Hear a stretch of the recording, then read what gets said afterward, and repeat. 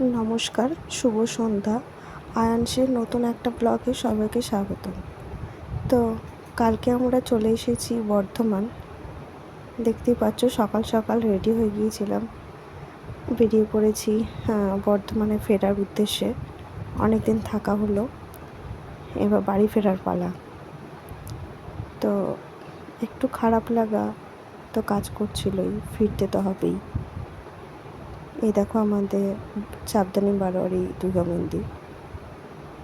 আবার আসা হবে অক্টোবরে এই দুর্গা পুজোতে।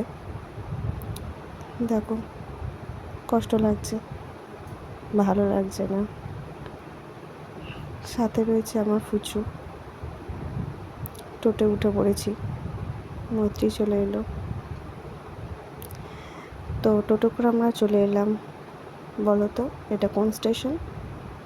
হ্যাঁ, এই দেখো, বৈদ্যবাটি স্টেশন। আবার আসা অনেক দিন বাদে, প্রায় 2 মাস পর।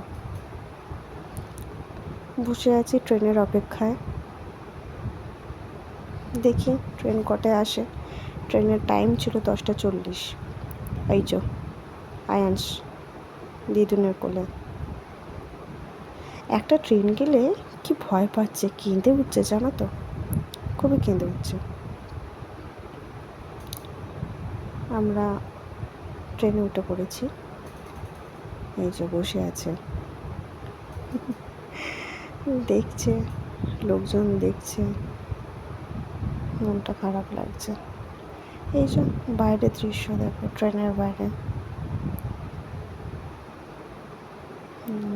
চলে এসেছি নিজের বাড়ি, চলে যাবে মা, সেটা ভেবেও খারাপ লাগছে। এই যে তো ফুচু স্নান